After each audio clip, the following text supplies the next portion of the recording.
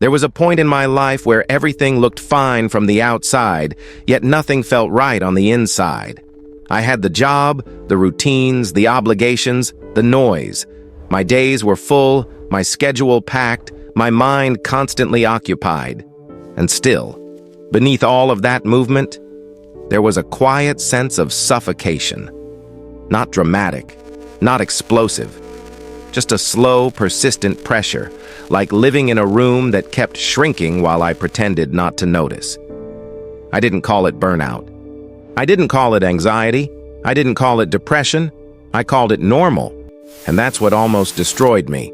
Minimalism didn't enter my life as an aesthetic choice. It wasn't about white walls or empty shelves or some idealized image of simplicity. It entered as survival, as a response to overload, as a last attempt to breathe. Before minimalism, my life was crowded in ways I didn't even know how to measure. My physical space was full, yes, but that was only the surface. My mind was cluttered with expectations, comparisons, unfinished thoughts, constant input. My identity was crowded with roles I never consciously chose.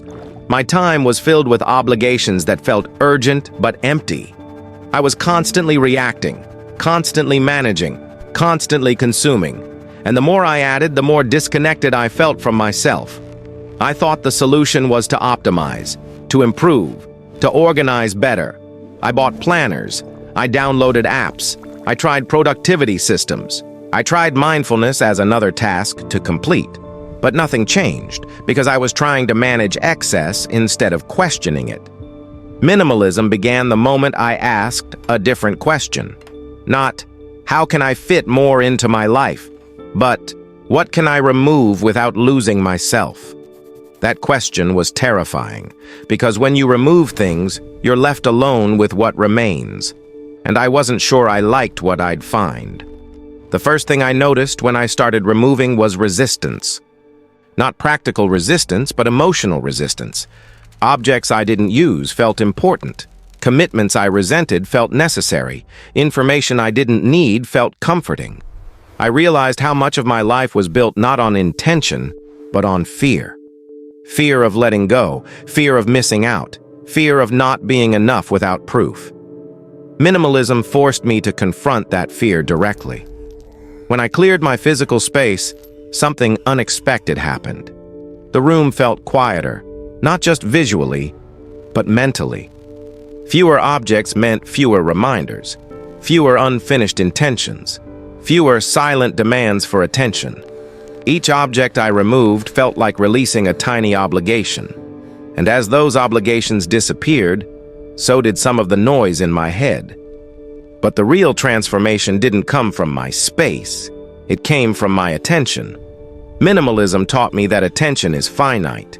Every item, every notification, every commitment, every expectation competes for it. And when your attention is constantly fragmented, your sense of self fragments with it. You become reactive, shallow, exhausted without knowing why. I had been living in constant low-level overwhelm for so long that I thought it was my personality.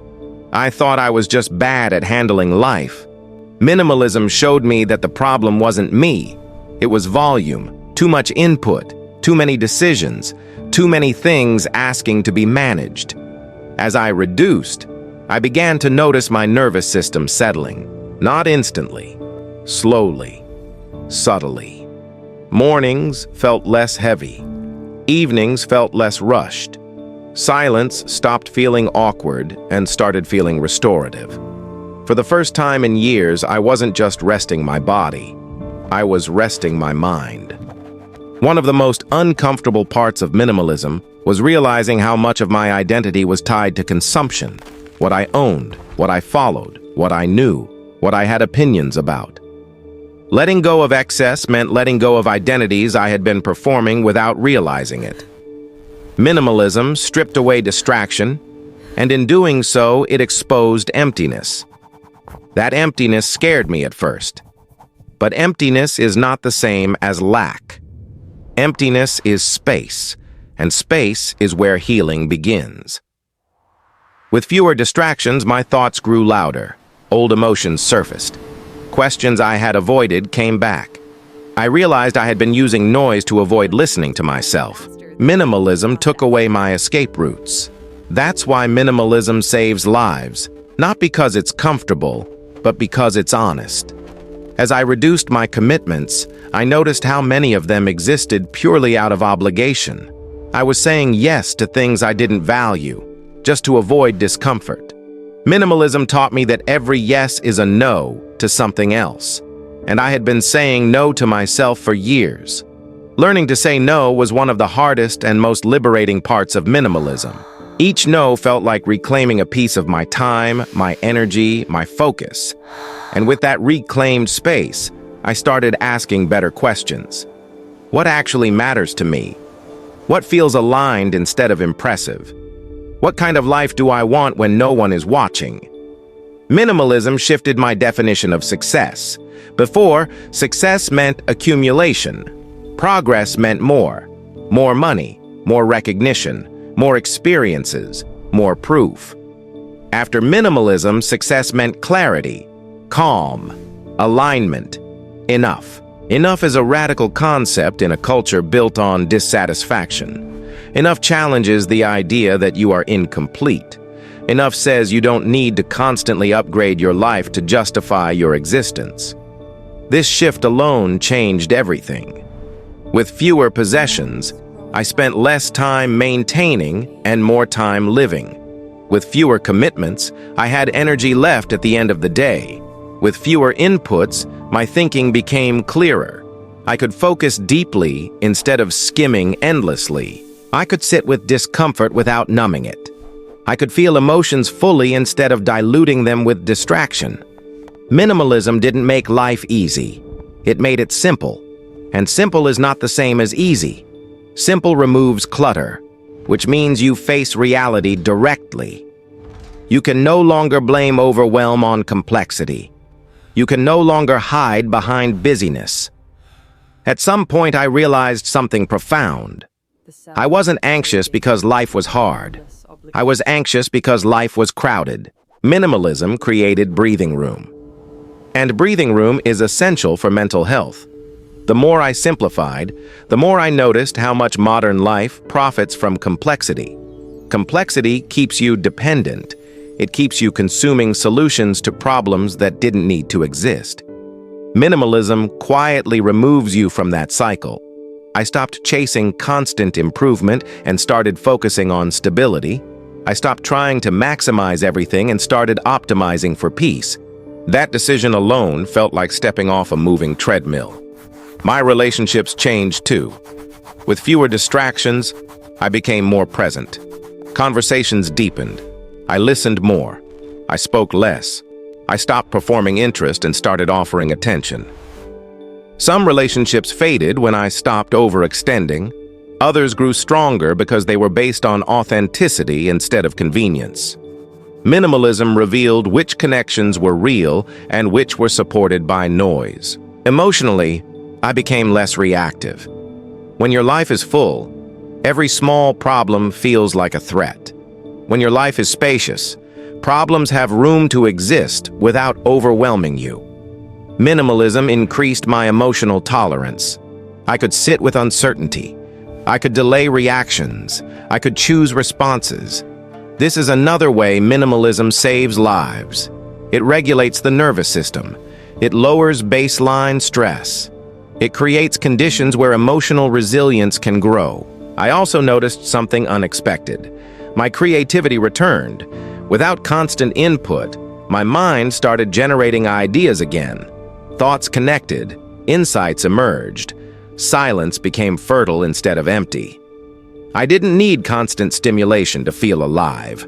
I needed space. Minimalism also changed my relationship with time. Before, time felt scarce, always running out, always behind. After minimalism, time felt abundant. Not because I had more of it, but because I wasn't wasting it managing unnecessary things. I learned that time pressure often comes from overcommitment, not lack of hours. Remove the excess, and time expands. Financially, minimalism brought relief, not through extreme frugality, but through clarity. When you stop chasing status and trends, your spending aligns naturally with your values. Money becomes a tool instead of a measure of worth. But the deepest change was internal. Minimalism stripped away distractions until I could no longer avoid myself. And once I faced myself, something shifted. I realized I wasn't broken. I was overloaded. I wasn't unmotivated. I was exhausted. I wasn't lost. I was buried under too much noise to hear my own direction. Minimalism didn't give me answers. It gave me silence. And in that silence, answers surfaced naturally. This is why minimalism is not about owning less. It's about needing less approval, less stimulation, less validation, less distraction, less explanation. Needing less creates freedom. As the world grows louder, minimalism becomes an act of self-preservation. Choosing fewer inputs, fewer commitments, fewer possessions, fewer identities. This is not withdrawal from life. It is engagement on your own terms. Minimalism saved my life because it returned me to myself, slowly, quietly, without spectacle.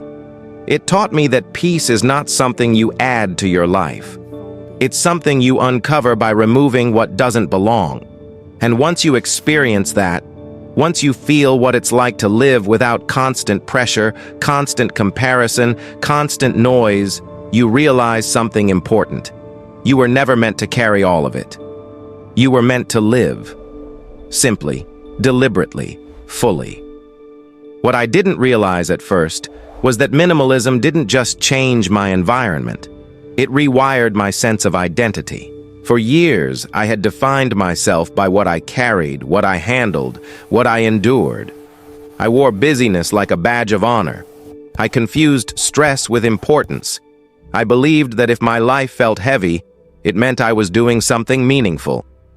Minimalism exposed that lie gently, but relentlessly. When the excess disappeared, I felt something unfamiliar. Lightness. And lightness scared me more than heaviness ever did. Heaviness felt justified. Lightness felt undeserved. I didn't know how to exist without struggle constantly validating my worth. Minimalism forced me to confront that conditioning head-on. There were moments when the silence felt unbearable, when there was nothing to distract me from my own thoughts. No background noise to drown out questions I had postponed for years. Questions about direction, about purpose, about whether the life I was living was actually mine or simply inherited from expectations I never questioned. Minimalism doesn't answer those questions for you. It removes the noise so the questions can finally be heard. And that's when the real work began. I started noticing how much of my anxiety had nothing to do with real danger. It came from overstimulation, from carrying too many open loops in my mind. Too many things half done, half wanted, half believed. Minimalism closed those loops one by one, not by force, but by irrelevance. When something no longer mattered, it lost its grip naturally. This process wasn't dramatic. It was quiet, almost boring at times, but that's where its power lies. Real transformation rarely announces itself. It accumulates. I began waking up without dread. Not excitement, not euphoria, just neutrality. Calm. And neutrality felt like relief. For the first time in a long time, my baseline emotional state wasn't tension. It was presence. Minimalism also changed how I related to my own thoughts. Before, my mind felt like a crowded room where everyone was talking at once. Opinions, worries, comparisons, plans. Minimalism cleared the room. Thoughts slowed down. They became more deliberate. I could follow one idea to its conclusion instead of abandoning it halfway to chase the next distraction. That clarity was intoxicating, but also confronting. With fewer distractions, I could no longer blame the world for my dissatisfaction. I had to take responsibility for what I was feeling. Minimalism removes excuses. When life is simple, whatever remains is yours to face. This is why many people flirt with minimalism, but never commit to it. They like the idea of simplicity, but not the self-confrontation that comes with it. It's easier to add than to subtract, easier to distract than to reflect. But subtraction is where truth lives. As I continued simplifying, I noticed a shift in how I experienced desire. Before, desire felt urgent, compulsive, like something that had to be acted on immediately. Minimalism slowed desire down. It gave me distance from impulse. I started asking not, do I want this, but why do I want this? And often, the answer had nothing to do with the thing itself. Desire was frequently a response to emptiness, boredom, insecurity, or comparison. Minimalism didn't eliminate desire, but it made it honest. It separated genuine interest from emotional compensation. This alone saved me from countless unnecessary decisions. Minimalism also changed my relationship with discomfort. When you remove distractions, discomfort has nowhere to hide. At first, this feels unbearable. But over time, something unexpected happens. Your tolerance increases. What once felt overwhelming becomes manageable. What once demanded escape becomes information. I learned that discomfort is not an emergency. It's a signal. Modern life treats discomfort like a problem to be solved immediately. Minimalism taught me to sit with it instead, to listen. Often, discomfort was pointing toward misalignment, not danger, toward something needing change, not suppression. This shift altered how I dealt with emotions. I stopped trying to optimize happiness and started focusing on stability. Emotional minimalism emerged naturally. I stopped amplifying feelings unnecessarily. I stopped narrating every internal state. I let emotions pass through instead of building identities around them. There's a quiet strength in emotional simplicity. When you're not constantly reacting, you regain choice. Minimalism also stripped away performative living. I stopped doing things just to be seen doing them. I stopped sharing prematurely. I stopped needing witnesses for growth. Progress became internal before it became visible. That privacy protected my momentum. Without external opinions shaping my process, I could experiment freely, fail quietly, adjust without embarrassment, grow without pressure. This is something people rarely talk about. Minimalism protects becoming. When nothing needs to be documented, you're free to be unfinished. As my life became simpler, my values became clearer. I realized how little I actually needed to feel fulfilled, not numb. Fulfilled. A few meaningful relationships, purposeful work, time to think, time to rest, time to move my body, space to reflect. Everything else had been noise masquerading as necessity. Minimalism also revealed how deeply comparison had infiltrated my thinking. When you're constantly consuming, you're constantly measuring. Someone is always ahead. Someone is always doing more. Someone is always winning harder. Minimalism broke that cycle by reducing exposure. With fewer inputs, comparison lost its fuel. I stopped asking, how do I measure up? And started asking, does this feel right for me? That shift was liberating. As months passed, I noticed something else. My confidence changed. Not the loud, performative kind. A quieter, steadier form. Confidence rooted in self-trust rather than approval. When you've removed what doesn't matter, what remains becomes solid. I trusted my decisions more because they weren't rushed. I trusted my instincts more because they weren't drowned out. I trusted my pace because it was mine. Minimalism didn't make me ambitious in the traditional sense. It made me intentional. And intention is far more powerful than ambition without direction. There were moments when people didn't understand my choices. Fewer possessions, fewer commitments, less visibility, less urgency. Some interpreted it as laziness, others as withdrawal. I stopped explaining. Minimalism taught me that clarity doesn't require consensus. When your life feels aligned, misunderstanding becomes tolerable. This is where minimalism quietly saves lives.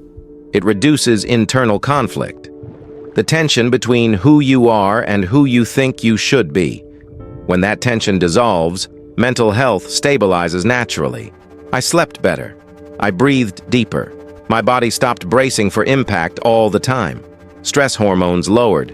Energy returned. Not manic energy, but sustainable energy. Minimalism also changed how I thought about mortality. When life is cluttered, death feels abstract. When life is simple, time feels precious. I became more aware of how I was spending my days, not just my years. Was I present or distracted? Was I engaged or performing? Was I living or managing? Those questions became guiding forces. I stopped postponing life for some imaginary future where things would finally slow down. I realized that if I didn't choose simplicity now, I never would. Complexity has momentum. It doesn't resolve itself. Minimalism requires deliberate interruption. As the world around me continued accelerating, my internal world decelerated. That contrast became noticeable. I felt less reactive to news cycles, less pulled by outrage, less invested in constant opinion forming. I conserved my attention like a limited resource. Attention is life energy. Where you place it determines how you experience existence. Minimalism taught me to guard it fiercely. I became more selective with information. Not uninformed, but intentional. I stopped mistaking consumption for awareness. I focused on depth over breadth. This had an unexpected effect. I felt wiser, not because I knew more, but because I understood better. Minimalism also altered my sense of enough. Enough money, enough achievement, enough progress. When enough becomes clear, greed loses its grip, anxiety loses its leverage. You stop chasing because you've arrived internally. That doesn't mean complacency, it means grounded ambition, building from wholeness instead of lack. I noticed that joy changed too. It became quieter, less explosive, more frequent. Joy in ordinary moments, in walking without headphones, in finishing a day with energy left, in sitting without needing distraction. Minimalism refined pleasure. Instead of chasing peaks, I found contentment in consistency. There were still hard days. Minimalism doesn't eliminate pain, but pain felt cleaner, less layered, less tangled with unnecessary stressors. When something hurt, it was because it mattered, not because everything hurt all the time.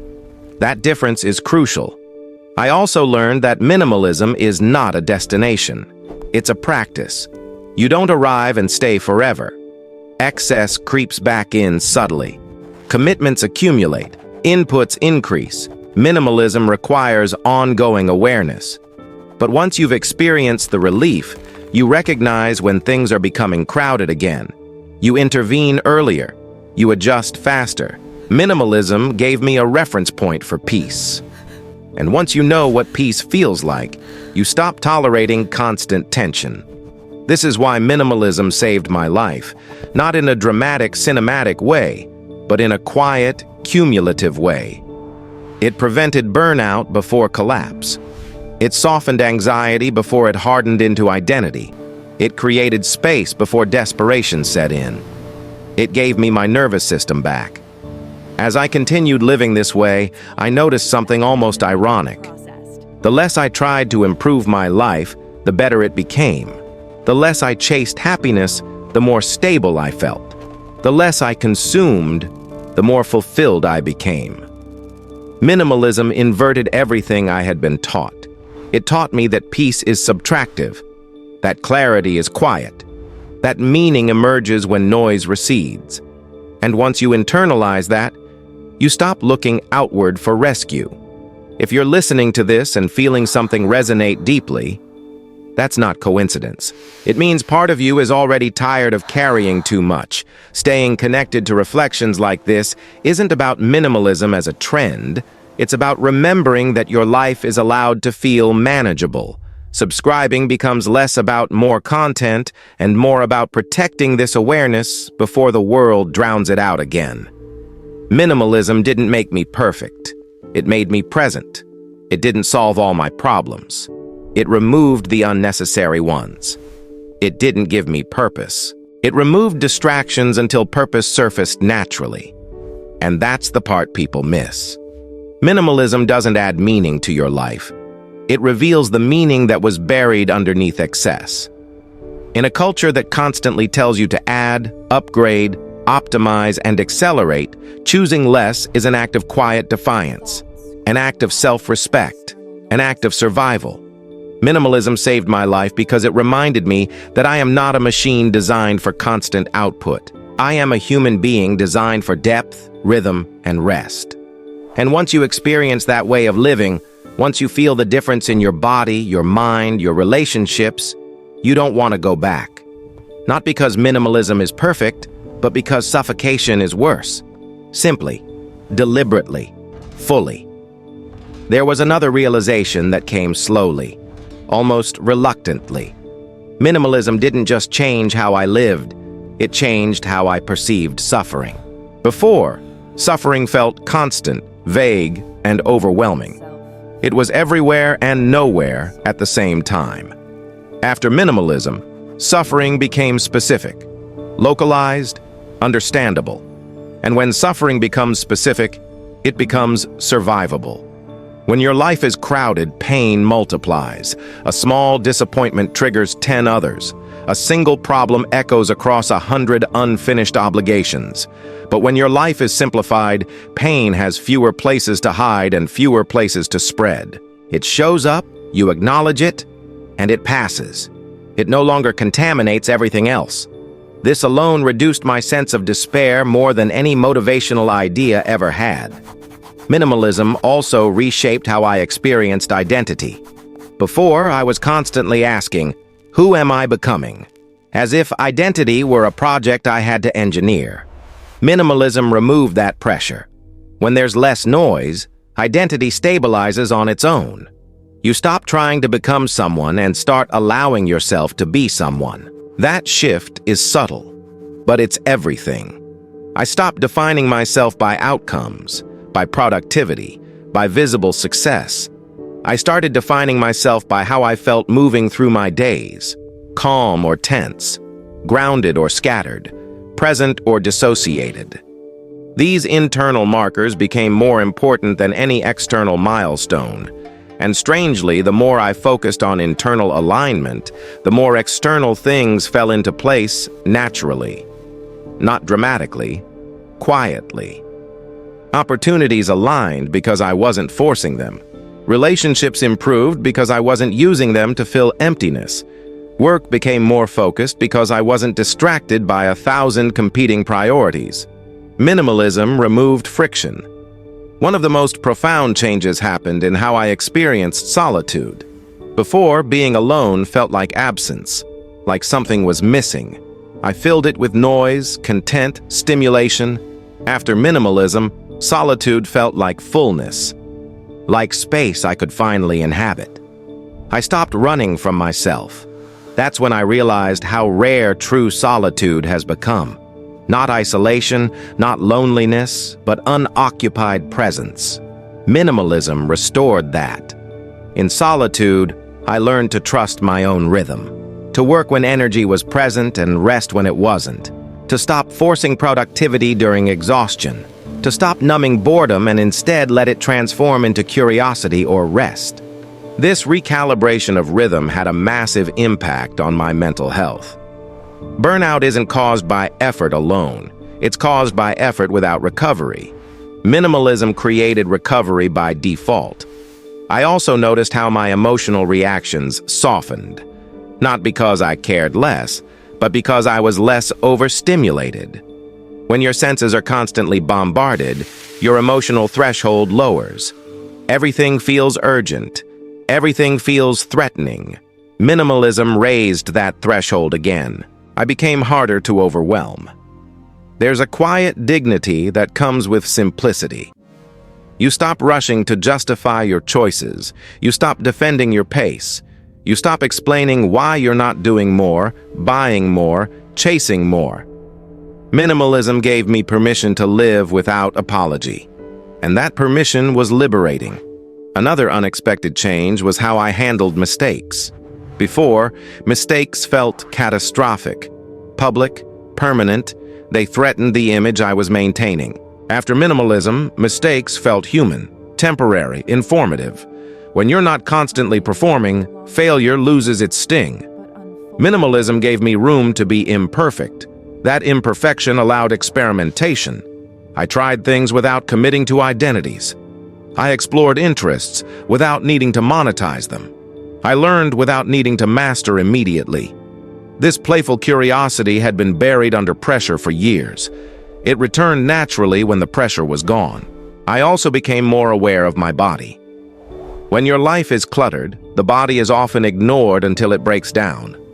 Minimalism slowed me down enough to notice tension, fatigue, hunger, restlessness. I listened instead of overriding. Listening to the body is another form of simplicity.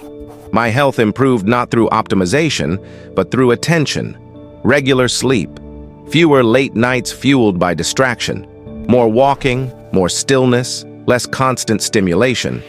These changes weren't dramatic, but they were consistent. And consistency is what the body responds to. Minimalism didn't turn me into a monk. It returned me to baseline humanity. I also noticed how differently I engaged with ambition. Before, ambition felt like pressure, like a race, like something I had to prove. After minimalism, ambition felt quieter, directional instead of forceful. I wanted to build things that lasted, not things that impressed. That shift changed how I approached work entirely. I stopped chasing visibility and started prioritizing competence. I stopped multitasking and started focusing deeply. I stopped measuring success by speed and started measuring it by sustainability. This made my work better, not louder, better. Minimalism also clarified my relationship with technology. Instead of letting it dictate my attention, I used it deliberately. Fewer platforms, fewer notifications, longer stretches of uninterrupted time. Technology became a tool again, not a constant presence. This reduction alone had an enormous impact on my mental clarity. The mind needs uninterrupted time to integrate experiences. Minimalism protected that integration. I also became more comfortable with boredom. Boredom had terrified me before. It felt like emptiness, like wasted time. Minimalism taught me that boredom is a gateway. When you don't escape it immediately, it transforms into insight, rest, or creativity. Most people never get past boredom because they've trained themselves to escape it instantly. Minimalism broke that habit. As the months passed, I realized something subtle but important. I felt less fragmented. My thoughts, actions, and values aligned more often. I wasn't constantly contradicting myself internally. That coherence reduced anxiety more than any coping technique ever had. Internal conflict is exhausting. Minimalism reduces it by removing competing priorities. I stopped living 10 lives at once. There's also something deeply stabilizing about knowing you can survive with less. That knowledge removes fear. When you know you don't need constant stimulation, constant validation, constant accumulation, you become less vulnerable to loss. Minimalism builds psychological resilience. I wasn't afraid of change anymore.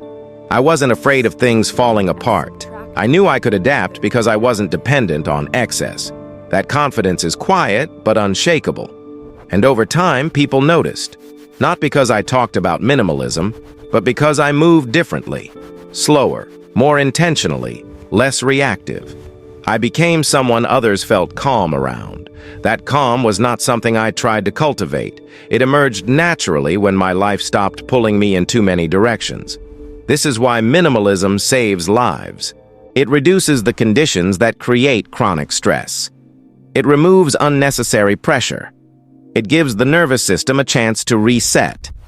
And perhaps most importantly, it restores agency. When your life is simple, you feel in control again. Not controlling everything, but choosing deliberately. That sense of choice is fundamental to mental health. As I look back now, I realize how close I was to burning out completely. how normalized exhaustion had become, how I mistook survival for living. Minimalism interrupted that trajectory. It didn't fix me. It freed me. It freed me from the belief that more would save me. It freed me from the pressure to keep up. It freed me from the constant internal noise. And in that freedom, I found myself again. If you're listening to this and something inside you feels recognized, that's not accidental. It means you're carrying more than you need to. Staying connected to reflections like this isn't about minimalism as a lifestyle label. It's about remembering that your life is allowed to feel lighter. Subscribing becomes a way of staying aligned with that remembrance instead of slipping back into overload. Minimalism is not about deprivation. It's about discernment, about knowing what deserves space in your life and what doesn't. That discernment sharpens over time. You start noticing when something adds value and when it just adds noise. You become protective of your energy, of your time, of your attention, and that protection is an act of self-respect. As the world grows more demanding, more connected, more overwhelming, minimalism becomes less of a choice and more of a necessity. Not everyone will choose it. Many will continue chasing more. But those who simplify will move through life differently. They will breathe deeper. They will think clearer. They will live truer. Minimalism saved my life because it reminded me of something essential. Life doesn't need to be conquered. It needs to be inhabited, fully, honestly, gently.